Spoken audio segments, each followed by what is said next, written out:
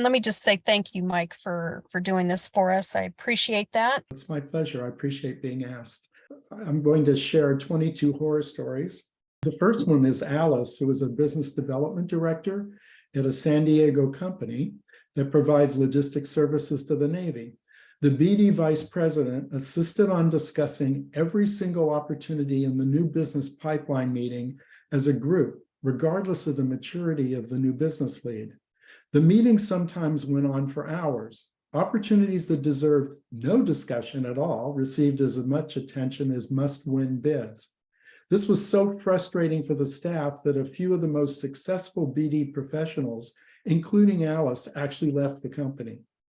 Regular pipeline reviews, either by company or business unit, are a critical component of a successful BD process, as well as a means for executives to ensure progress is being made. However, there are more efficient ways to run them, and there is such a thing as micromanagement and involvement by too many uninterested parties. Leads should be assigned a BD category: unqualified, qualified, capture, proposal submitted, as shown in this diagram.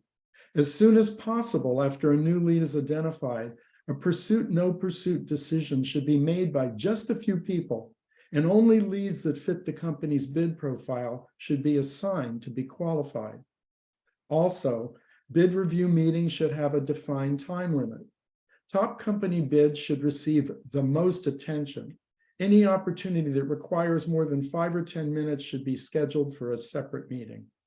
Sarah works at a company in Alexandria, Virginia, that bid as a subcontractor to a very small business on a large housing and urban development small business set-aside software development contract. Everything went well until their small business prime was thrown out of the competition because the government determined that they were too financially unstable to manage a larger, more complex contract. It's a good practice to request a credit report on a potential small business prime contractor to assess whether they will be deemed financially credible in the eyes of the client, and that they will be able to pay their bills after the contract award. Sometimes it's necessary to request the prime post a bond. For this reason, most large construction companies have a very detailed vetting process when selecting teammates. Daniel, a business development professional in Seattle, once participated as a strategic subcontractor on 11 bids through a large integrator. A close friend of his selected the small business Daniel worked for because of its strong incumbency in the prime contractor's target agencies. Unfortunately, the integrator transferred Daniel's friend to the East Coast right after the last proposal was submitted. The prime's team was awarded 8 of these 11 contracts. Daniel's small business only received work on 2. This was a painful lesson about knowing which companies have a reputation for treating their subcontractors fairly, especially on professional services contracts. Daniel said he also learned the hard way that it's very important to get your company's technical role and work percentage clearly defined in writing in a teaming agreement. This is often documented in Exhibit A to the agreement. The work percentage should reflect a specific percentage or number of staff. Avoid teaming agreements that promise best efforts or goals. These rarely pan out. Sue from San Antonio, Texas, wrote me that even though she kept telling her line managers to expand their business with their existing clients, company revenue kept declining. Her project managers just didn't seem to understand the importance of growing the company. In other words, they lack commitment. Sue finally realized she needed to build a robust BD culture. In other words, incentivize operations to grow their current contracts and new business and measure their progress. So Sue and her senior staff identified the necessary processes, tools, and procedures, and even a new business lead contest. She also implemented a regular meeting to measure several key BD metrics. This resulted in a slow but steady business growth improvement. Unfortunately, poor St. Louis Larry's story doesn't have a happy ending. A proposal manager for a mid-sized contractor, Larry had just reviewed an Air Force construction contract and realized his company didn't really have credible past performance references to bid as a prime. However, a few senior managers had already made the decision to bid in a short, informal hallway discussion. Boy, have I seen a lot of those made. Being good soldiers, Larry's team assembled an excellent proposal that scored high in every area but past performance. His company was deemed not credible to be a prime contractor on this type of contract. Especially in this extremely competitive market, making bid decisions without a thorough no-bid discussion by all impacted parties is a recipe for low win rates. Implement a formal decision-making process using a decision support tool to ensure bids are analyzed thoroughly by all impacted parties. Encourage dissension and make wise, unemotional bid decisions. A spreadsheet is a handy way to pose numerous bid decision questions to be answered using a numerical score or a green, yellow, red rating for each factor. San Francisco Sam says his small business CEO has never met a bid that she wouldn't chase. The reasons, he said, include the reluctance of the vice presidents to kill a bid out of fear of going against the CEO's attachment to the bid. The CEO's not wanting to have to admit that any investment up to this point was wasted, an unfounded confidence in the company's competitiveness, and increased pressure to fill the new business pipeline. So the VPs do whatever they can to make the revenue and win probability numbers look good. Unfortunately, the company's new business results kept getting worse. The responsibility for changing this culture falls primarily in the lap of the executives with the bid decision authority. In this case, the CEO and vice presidents. Organizations that encourage dissenting opinions usually make better decisions and are able to either kill bad bids earlier in the process or identify actions necessary to mitigate bid strategy weaknesses. Sam's company's "the emperor has no clothes" type of culture will prevent them from growing to the next level. Speaking of decisions, I know some leaders whose response to a fear of making the wrong decision is to delay it. This can be especially frustrating and scary to a proposal team that is waiting for a post-RFP bid decision while the proposal due date is rapidly approaching. Knowing your stakeholders is crucial. I observed one large integrator that learned this lesson the hard way. This company won a large performance-based contract to develop maintenance workstations for a federal transportation agency. Yet the contractor didn't seek sufficient input from the client's actual field technicians who would be using the system.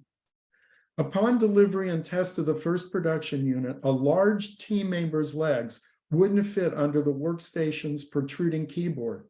As a result, the entire system had to be redesigned at a significant cost to the contractor. In addition, too many PMs see internal company stakeholders such as human resources or finance as obstacles to be overcome, as opposed to resources to help them succeed. Paula, a Washington, D.C. native, has a CEO who recently took a vacation to South Korea and came back determined to do business there. Unfortunately, her company barely had the back office staff to do the payroll and contracts, much less deal with all aspects of international contracting. The company lost a few $100,000 chasing this business, and the negative impact on domestic business growth was substantial. So remember, the bid you might love to chase might not be winnable or worth winning in the real world because of the costs and negative impact on core BD activities. I don't have enough fingers to count the times I've seen this happen in small business. This diagram describes the target competencies, services, products, and their customers. It establishes a roadmap where the company is going and how to get there. It can also help identify which opportunities should be pursued, and more important, which ones are out of bounds and should be avoided. Donald runs the proposal center for a large aerospace division at a West Coast submarine base. He's having a very difficult time identifying project managers and engineers who understand the difference between technical writing and proposal writing. So Don and his staff often have to work long hours rewriting or condensing proposal input. He's so frustrated that he included his resume when he emailed me with his horror story. Not all subject matter experts are created equal. Some barely construct a sentence while others need 5 pages just to describe a simple process. I emailed Don some suggestions for how he might improve the situation. These included giving writers a detailed proposal outline that describes all the requirements in each section and lists where graphics or tables would demonstrate the company's technical approach, and also establishes section page limits. Companies that submit superior technical proposals have usually invested in proposal training for targeted line staff, made supporting a proposal part of technical and management career progression, and included proposal support in financial incentive or bonus plans. And an architect in a Denver firm was courting a large engineering firm from California because her company wanted to increase their California design business. The California engineering firm recommended that her company join them in teaming with a Colorado small business for a military design build project in Colorado. It turned out the Colorado design builder was very inexperienced and had never put a complete design build proposal together before. If she wanted to win the project, Anne had to help them. So her team formatted the proposal and taught them how to use graphics to create visual interest. After she edited and polished the proposal in only 2 days before the proposal was due, they kicked Anne's firm off the team and got another architect. Anne was stunned at the design builder's total lack of ethics. Anne said this experience taught her to avoid hasty teaming arrangements with inexperienced teaming partners. Margaret's company submitted a compliant bid for a major Air Force multi-award contract. They were not among the winners. Through competitive analysis and information gleaned from her debriefing, she knew the solutions the awardees proposed were non-compliant. Her company protested the award, and after an extended protest period, the government added Margaret's company to the contract. 2 of the other awardees were eventually kicked off the contract due to poor performance. Competitive analysis is critical. Protests are an expensive and exhausting process to be avoided. However, if you know what your competitors are bidding, you're armed with the information to defeat them. Margaret now uses an outside marketing consulting firm to identify potential bidders and to understand each potential competitor's strengths and weaknesses. Other sources for this information include meetings with key industry and government players and assessment of FOIA contracted documents such as task orders, award fee write-ups, and GAO reports. Here's a simple matrix that Margaret uses to list each competitor's strengths and weaknesses. Next, she asks how she can offset their strengths and take advantage of their weaknesses, or maybe even team with a strong competitor to eliminate the competition. This is a useful proposal tool as well. There are several different contract types, each with its own advantages and disadvantages. In the heat of the competitive bidding frenzy, it's easy to forget that not all government contracts are created equal. Some place a greater financial and performance risk on the client and others on the contractor. It's extremely important to know the difference. Here's a rough overview of the risk continuum in order of lower contractor risk cost plus contracts to much higher risk fixed price projects. Also, familiarize yourself with the FAR Part 16. It describes the federal regulations for each of these contract types. It's surprising to me how many PMs are unaware of all their project's requirements. In some cases, they haven't read the original RFP, their company's proposal, or all of the shall sections of the signed contract. Not knowing the requirements is like trying to hike somewhere without a compass or a map, and then being shocked when you don't reach your destination. In the late 70s, I inherited a project to build an Army shelter. The contract statement of work clearly stipulated that all the project documentation, including construction drawings, printed circuit boards, and assembly drawings, had to be military standard 490 compliant. However, during contract negotiations, the government contracting officer verbally told my predecessor not to worry about the requirement, that commercial best practices would be sufficient. Unfortunately, when we began final acceptance testing, the new Army quality engineer rejected most of the documentation, and $400,000 of my company's money, and 3 months later of our effort, our delivery was finally accepted. To avoid learning this lesson the hard way, don't accept verbal direction that's out of scope or contradictory to what is stated in your contract. Jill is a division manager at her company. They have insufficient resources for the quantity of proposals being submitted, so the quality of proposal submissions has really suffered. Jill's business unit president doesn't accept that the problem is real. Meanwhile, the business unit's win probabilities have dropped. Organizations need to prioritize bids and make sure valuable proposal resources are applied to the most important bids. This will encourage reasonable win probability expectations and fewer losing proposals. It will also improve proposal team morale. Just wishing a proposal resource problem doesn't exist won't make it go away.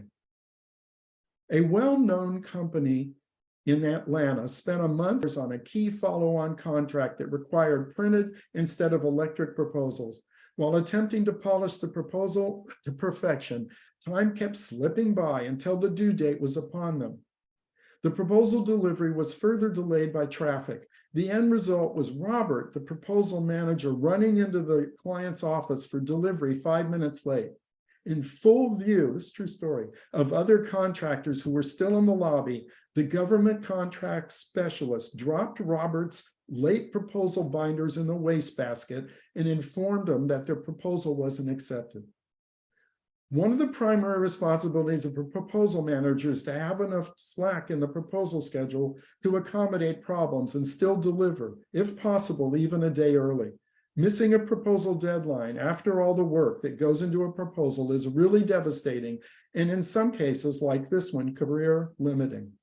A medium-sized hub zone contractor in the Midwest submitted a very important bid for an operations and maintenance contract at an Air Force base. They lost, and in the debrief were told that the people they had proposed in response to the RFP were overqualified, and that in the future, they would have to propose personnel who more closely matched the minimum personnel requirements. Government services contracting isn't for the faint of heart. More than ever, companies have to decide between giving the customer what they say they want and what they really need. There is still pressure on many agency buyers to award to the lowest price credible bidder. This means winning contractors must learn how to balance skill levels to achieve a more competitive price while still managing to deliver on the contract. In 2001, a projected RFP release was delayed for so long that Grace's Chicago-based company lost their eligibility to prime as a small business due to outgrowing their small business size standard. Grace's industry teammates were really upset with them. And it was frustrating for Grace, since she had concentrated most of her company's BD resources on this one large small business opportunity. One of the lessons here is that small businesses need to prepare to bid full and open procurements 3 to 5 years prior to graduation. Amid the challenges faced by graduating companies, as listed here, are an inadequate strategic planning process, an absence of a mature BD capture and proposal process, and the resources necessary to compete in the full and open marketplace, a lack of well-defined core competencies or technical discriminators, poorly defined value proposition, insufficient support organization infrastructure, not enough experience bidding on full and open bids, an over-reliance on just a few agencies, too few strategic partnerships, and an unwillingness or inability of the founders to either become a more effective leader and/or to delegate responsibility and authority. I've seen all of these multiple times. Addressing these challenges in advance of graduation can make the transition much smoother and more successful. I was the BD vice president for 3 different contractors in the late 80s and 90s. I discovered very quickly that not all BD staff members are created equal. Some of them spent too much of their time at their desk generating lots of data, while others loved to run around Washington, D.C. having meetings, but never successfully leveraging their relationships. It isn't always possible to forecast success from just an interview and reference checks. But even though government bids have a longer lead time than commercial sales, it's usually obvious after a 3 to 6 month period whether a BD professional is taking the actions necessary to produce results. Too many companies keep poor performers on board way past their shelf life. Some BD staff function well in a large company environment, while others need to work in smaller companies. Make sure to match the job description with your company's size and culture, as well as the proposal development style of the organization. Also, establish metrics and regularly measure BD staff progress. Here are 8 interview questions that might help narrow your search. Or if you're a BD professional seeking a position, here are 8 questions you should be prepared to answer. Describe a standard BD process. Give specific examples of how you've identified, qualified, and then supported a bid through contract award. What key information do you need to gather? Which government agencies have you had success selling to? How much time do you spend at your desk versus meeting with prospects and teaming partners? How would you spend the first 90 days on your new job? What factors do you believe should drive a bid versus no bid decision? And finally, what is the optimal way for BD to work with operations? Even if you find someone who nails all 8 questions, you should also trust your initial instinct. Would you feel comfortable working with this person? If there's any doubt, my experience is it probably won't get any better after you hire them. Of course, regardless of who you hire, there's still the matter of whether your company has the BD focus, process, and resources necessary to enable BD staff to succeed. But that's a topic for another time. Saul, CFO of a medium-sized support contractor, shared her story about the year the 3 business unit VPs, afraid of the CEO's wrath, projected overly optimistic new business revenue.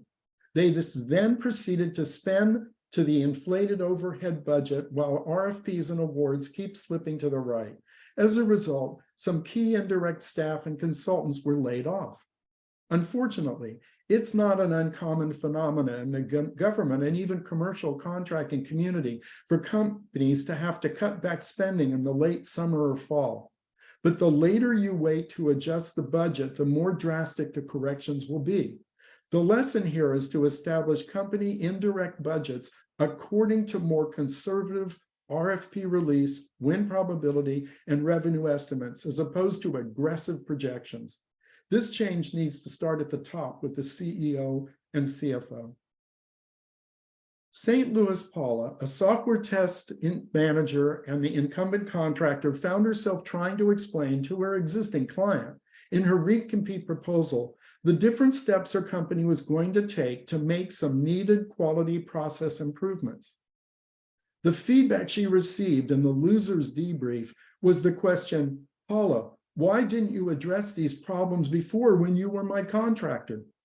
Paula felt like she was living in the twilight zone. At least several months before your existing contract is to be competed, you should define and implement a winning capture strategy. I always approach recompetes as if my company wasn't the incumbent. In other words, what would it take to beat us? And what should we do early to mitigate our weaknesses? Usually, a major part of this was the replacement of some of the project personnel and the remediation of existing project problems. A few BD executives shared stories about submitting very involved proposals which required hundreds of hours, only to be eliminated because they didn't discuss a key requirement in the proposal. The key to avoiding this kind of fiasco is a proposal compliance matrix like the one shown here that ensures all RFP requirements or shall statements have been identified and that they are dealt with in the proposal. At a minimum, it should identify every requirement by number, a brief description, and eventually the section in the proposal where that requirement will be discussed. Some clients request this matrix. However, I recommend including it unless the proposal is too page number constrained. I've seen many instances where an RFP statement of work is inconsistent with the proposal instructions and evaluation criteria. And while this needs to be considered when creating a proposal outline, I would caution against spending too many hours deliberating your approach. Rather, make sure to provide the evaluator a clear traceability path for purposes of proposal evaluation. Having participated in over 100 reviews of government projects of all sizes and complexity, I can sadly report that only a handful had implemented even a somewhat satisfactory degree of risk management and control. Most PMs didn't even give risk lip service, and few RFPs required it. Hopefully, your company mitigates most of the major risks on its projects before they can occur. Project risk management is the systematic process of identifying, analyzing, and responding to project risks. Risks include the possibility of suffering a negative impact to the project, whether it's decreased quality, increased cost, a schedule slip, or overall project failure. The risk process should assign specific responsibilities for the management of risk and prescribe the documenting, monitoring, and reporting process to be followed. Capturing federal business has perhaps never been more difficult. Fortunately, the potential benefit for the winners is usually commensurate with the investment. Wise contractors will heed Albert Einstein's definition of insanity, doing the same thing over and over again and expecting different results. And for your reading pleasure, here are my 3 latest business books.